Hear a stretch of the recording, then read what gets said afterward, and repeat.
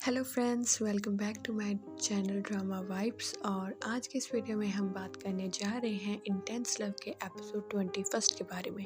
So let's get started. इस video के starting में हमें दिखाया जाता है कि सू जिनबे और सितोंग आपस में बात कर रहे होते हैं, जहाँ पर सितोंग अपने मन की सारी बातें सू जिनबे को बता देती है कि जयवे उसकी लाइफ के लिए कितना इम्पोर्टेंट था और वो कितना प्यार करती थी उससे। अपना फ्यूचर उसने उसके साथ प्लान किया था, लेकिन सिर्फ और सिर्फ उसने सू जिनबे को चूज़ किया और अपना फ्यूचर उसके साथ ख़त्म कर लिया, जिसको लेकर वो काफ़ी उदास थी कि सू जिनबे को बिना मांगे सब कुछ मिल जाता है और उस मेहनत करने के बावजूद भी वो कुछ नहीं पा पाती। इसीलिए वो गुस्सा थी उससे और उसने ये सब कुछ किया, जिस पर सू जिनबे कहती है कि मुझे तो हैरानी हो रही है, मैंने तुम्हें अपनी दोस्त ही नहीं अपनी बहन जैसे भी माना था, लेकिन तुमने मुझ पर ट्रस्ट नहीं किया। जब तुम्हें प्यार किसी से होगा ना, तो वो बहुत अलग फीलिंग होगी। जो तुम्हारा है वो तुम्हारे पास आ ही जाएगा। ये तो डेस्टिनी की तरफ से ही डिसाइडेड होता है। इसीलिए तुम अगर किसी को प्यार करती हो लेकिन वो तुम्हें प्यार नहीं करता, तो जस्ट मूव ऑन कर जाओ, अपने आप से प्यार करो। तुम्हें उसे रिग्रेटेड फील कराना होगा कि उसने तुम्हें छोड़कर बहुत बड़ी गलती की। जिसे सुनकर सितोंग है वो हैरान हो जाती है और उस सू जिनबे को गले लगाकर रोने लगती है। उसके बाद हमें दिखाया जाता है कि सू जिनबे वूदे के साथ बैठी होती है और उसे सब बातें आप बता देती है कि जो उसके और सितोंग के बीच हुई होती है, जिस पर वूदे हंसते हुए कहती है कि मुझे तो समझ नहीं आता कि मैं तुम्हें अच्छे इंसान कहूँ या बुद्धू कहूँ। अरे यार, जिस लड़की ने तुम्हारे साथ इतना बुरा किया तुमने उसे माफ़ कैसे कर दिया। जिस पर सू जिनबे कहती है कि छोटी सी तो ज़िंदगी है, धड़कते हुए दिल में हम अच्छी बातें संजो कर रखें, ये ज़्यादा ज़रूरी होता है। ये सुनकर वूदे हंसने लगती है। उसके बाद हमें दिखाया जाता है कि जयवे जब अपनी फ्रिज खोलता है तो वो नोटिस करता है कि हर जूस और दूध के सामने जो जिंगिंग है उसने कुछ ना कुछ लिखा होता है कि कब कौन सी कैसे पीनी है, जिसे पढ़कर वो हंसने लगता है कि यार ये तो कितनी पसंदीदा चीज़ थी मेरी, लेकिन मैंने इस पर नोटिस ही नहीं किया कभी। और उसे एकदम से जिंगिंग का एहसास होता है। उसे किसी की याद आती है तो वो भागा जाता है एक कैफ़े में। वहाँ पर एक आदमी से वो मिलता है और उससे कहता है कि तुम लोगों की लोकेशंस फाइंड कर लेते हो ना, तो मैं तुम्हें एक आईडी बताता हूँ, क्या तुम उसकी आईडी पे उस लड़की की लोकेशन फाइंड कर लोगे। जिस पर वो कहता है कि अगर वो लड़की ऑनलाइन हो जाएगी तो मैं ज़रूर फाइंड कर लूँगा, लेकिन वो अभी तक ऑनलाइन नहीं हुई।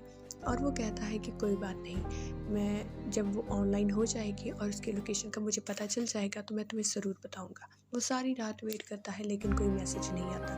तो वो बाद में अपने अकाउंट पर एक वीडियो बनाकर उसे अपलोड कर देता है, जिसमें वो उस लड़की का जिक्र करता है कि मैं उस लड़की से मिलना चाहता हूँ। अगर वो ये वीडियो देखती है तो प्लीज़ मुझे कांटेक्ट ज़रूर करें। ये वीडियो जिंग भी देख लेती है और वो उदास होते हुए कहती है कि तुम अपना ख्याल नहीं ना रख रहे जयवे। इसी के बाद वो ऑनलाइन होती है, लेकिन उसके बाद वो जल्दी ही कट कर देती है अपना अकाउंट। तभी जब वो ऑनलाइन होती है तो वो आदमी उसकी लोकेशन ट्रेस कर लेता है और जयवे को बता देता है और जयवे भागा जाता है उस कैफ़े में जहाँ पर जिंगिंग बैठी होती है। लेकिन जयवे के आने से पहले ही वो वहाँ से चली जाती है। दूसरी तरफ हमें दिखाया जाता है कि जो हम डॉक्टर साहब हैं उन्हें एक अवार्ड मिला होता है मेडिकल स्ट्रीम में एक ब्रिलियंट डॉक्टर बनने का, जिस पर सू जिनबे, वूदे, डॉक्टर शाओ और डॉक्टर साओ आपस में बैठकर पार्टी करते हैं और खाना खाते हैं, डिनर करते हैं और सभी डॉक्टर साओ को कॉन्ग्रेचुलेशंस कहते हैं। उसके अलावा ये बहुत बड़ी उपलब्धि है डॉक्टर साओ के लिए, बिकॉज आज तक 30 से पहले किसी को भी ये अवार्ड नहीं मिला था और सभी उसकी क्लैपिंग करते हुए कहते हैं कि तुम ग्रेट हो। दूसरी तरफ वूदे डॉक्टर शाओ को हंसते हुए कहती है कि ये तुम्हें नहीं मिला, तुम इतने खुश हो रहे हो। जिस पर वो कहता है कि अरे मुझे मिला और डॉक्टर साओ को मिला, एक ही बात है। और डॉक्टर साओ उसे चिढ़ाते हुए कहते हैं नहीं, ये एक बात नहीं है, और सभी हंसने लगते हैं। तभी वूदे सू जिनबे को एक ऑडिशन के बारे में बताती है कि हॉलीवुड मूवी की एक डायरेक्टर हैं जो कि एक अपनी लीड रोल फाइंड कर रहे हैं, तो वो काफ़ी स्ट्रिक्ट ट्रेनिंग कराएंगे लीड रोल से, तो मुझे नहीं लगता था कि तुम कर पाओगी, तो मैंने उन्हें ना कर दी है। जिससे सुनकर सू जिनबे कहती है कि नहीं, मैं ये रोल करना चाहती हूँ। और सभी हैरान हो जाते हैं कि इतनी मेहनत का काम तुम कैसे करोगी, ट्रेनिंग बहुत हार्ड होगी। लेकिन वो हाँ करके उस रोल के लिए ज़िद करने लगती है, तो सभी मान जाते हैं। लेकिन बाद में भी डॉक्टर ज़ाओ उससे कहते हैं कि तुम कब से इतनी हार्ड वर्किंग हो गई, जिस पर सुजिन बे कहती है कि ज़ीतोंग की बातें सुनकर मुझे लगता है कि शायद मुझे भी थोड़ा बहुत हार्ड वर्किंग ज़रूर होना चाहिए। मेरी भी तो ये इच्छा थी कि मैं बेस्ट एक्ट्रेस का अवार्ड जीतूँ। उसी दफ़ा हमें दिखाया जाता है कि ज़ीतोंग अपनी असिस्टेंट से बात करती है, जहाँ पर उसकी असिस्टेंट बताती है उसे कि आपकी ट्रेनिंग बहुत हार्ड हो रही है, जिस पर ज़ीतोंग कहती है हाँ मैं यही चाहती हूँ, इसे और हार्ड कर दो। तो वो कहती है कि आप सच में ये झेल पाएंगी? वो कहती है कि मैं पूरी कोशिश करूँगी इसे झेलने की। उसके बाद वो बताती है कि शायद सुजिन बे भी इस कंपटीशन में उतरेगी रोल हासिल करने के लिए। तो वे डॉक्टर साहब सुजिन बे के लिए खाना तैयार करते हैं, लेकिन सुजिन बे उस खाने को नहीं खाती और वो कहती है कि मुझे तो अब से ये डाइट लेनी पड़ेगी, जिसे देखकर डॉक्टर साहब कहते हैं क्या तुम्हें ये स्वादिष्ट नहीं लग रही?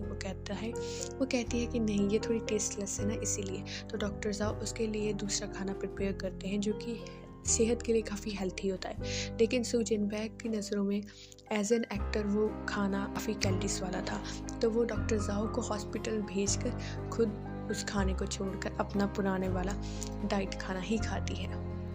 और उसके बाद हमें दिखाया जाता है कि सुजिन बे और ज़ीतोंग उस कंपनी के इंटरव्यू में जाते हैं और वहाँ पर एक दूसरे को मोटिवेट करते हैं, हम दोनों एक दूसरे से पूरा कंपटीशन करेंगे और इस रोल को जीतने की पूरी कोशिश करेंगे। वहीं हमें दूसरी ओर दिखाया जाता है कि डॉक्टर ज़ाओ और डॉक्टर शाओ एक साथ एक वेडिंग रिंग लेने चाहते हैं, जहाँ पर डॉक्टर शाओ उसे एक रिंग पसंद करके देते हैं, लेकिन डॉक्टर ज़ाओ उससे उलट दूसरी रिंग पसंद करते हैं। तो डॉक्टर शाओ कहते हैं कि आपने मेरी पसंदीदा रिंग क्यों नहीं ली?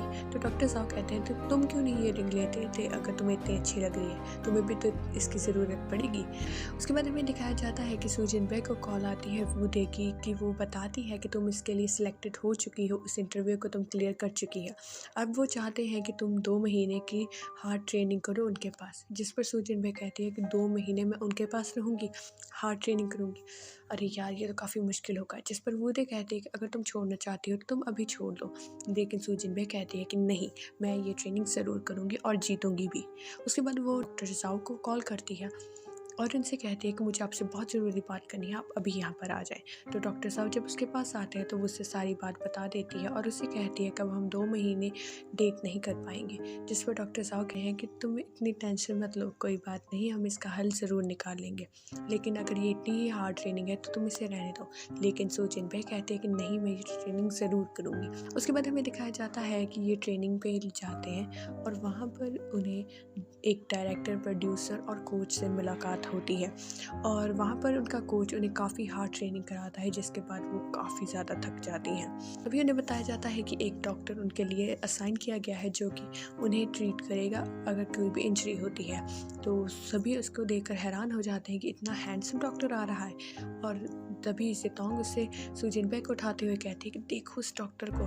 तो सुजिन बे कहती है अगर तुम्हें वो अच्छा लग रहा है तो तुम ले लो। अभी डॉक्टर ज़ाओ उसके आगे आकर खड़े हो जाते हैं तो वो हैरान हो जाती है कि आप, और वो इतनी खुश होती है कि आप यहाँ पर असाइन हुए हैं। वो कहता है कि हाँ, मेरे हॉस्पिटल ने मुझे असाइन किया है इस टास्क के लिए, अब से मैं ही आपका डॉक्टर हूँ। जिस पर सुजिन बे हंसती हुई कहती है कि वाह, ये तो बहुत अच्छी बात है। उसके बाद वो बताता है कि मेरा घर यहाँ पर कुछ दूरी पर ही है, तो तुम्हें भी यहाँ पर रहने की ज़रूरत नहीं है, तुम मेरे घर पर ही रहना।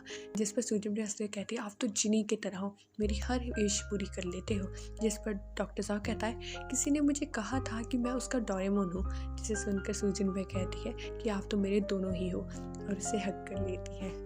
उसके बाद हमें दिखाया जाता है कि ये जो ज़ीतोंग का एजेंट है वो किसी से कॉल पर बात कर रहा होता है कि उसका ध्यान जाता है डॉक्टर ज़ाओ की तरफ, जो कि उस फिल्म के प्रोड्यूसर से मिल रहा होता है। डॉक्टर ज़ाओ और उस फिल्म का प्रोड्यूसर दोनों दोस्त होते हैं क्योंकि इन दोनों ने एक साथ मेडिकल की स्टडी की होती है, लेकिन इसके बारे में उस एजेंट को नहीं पता होता, तो उसे लगता है कि शायद कुछ तो गड़बड़ हो रही है। दूसरी तरफ हमें दिखाया जाता है कि वूदे और सुजिन बे एक साथ बैठे हुए होते हैं, जहाँ पर वूदे उसकी तारीफ़ करती है कि शाबाश, तुमने तो काफ़ी मेहनत की है इस रोल में। उसके बाद वो कहती है कि कोई बात नहीं, बाकी सब कुछ मैं संभाल लूँगी, मैं तुम्हें ये रोल दिलवा कर ही रहूँगी।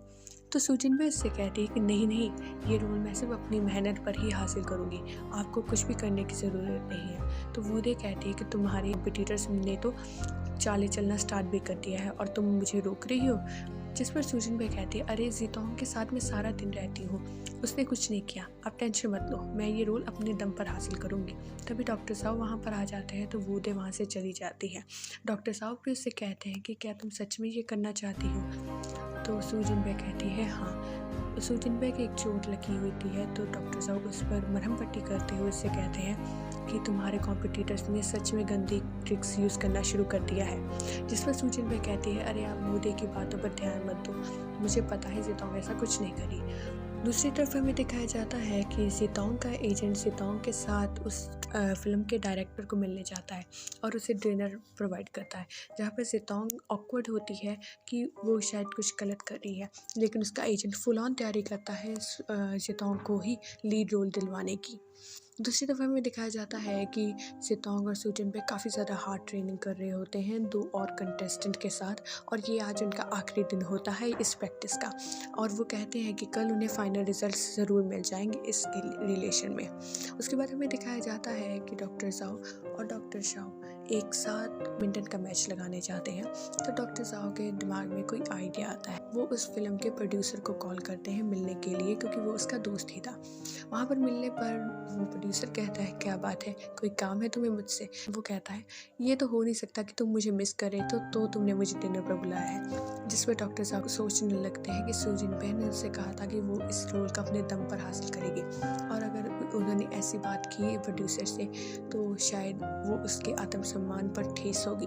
तो डॉक्टर साहब कुछ नहीं कहते और वो कहते हैं कि नहीं, मैं सच में तुम्हें मिस कर रहा था, इसलिए मैंने तुम्हें बुलाया था। तो वो हंसने लगता है और कहता है कि मुझे थोड़ा ज़रूरी काम है साइट पर, तो मुझे जाना पड़ेगा। जिस पर डॉक्टर साहब उसे बाय बाय करने के लिए गले मिलते हैं, और तभी कोई उनकी पिक्स खींच लेता है, और यहीं पर हमारा ये एपिसोड ख़त्म हो जाता है। Thank you so much for watching this video, और अगर आपको ये वीडियो पसंद आई हो तो don't forget to like this video and subscribe to my channel. Thank you so much for watching. See you in the next video. Bye bye.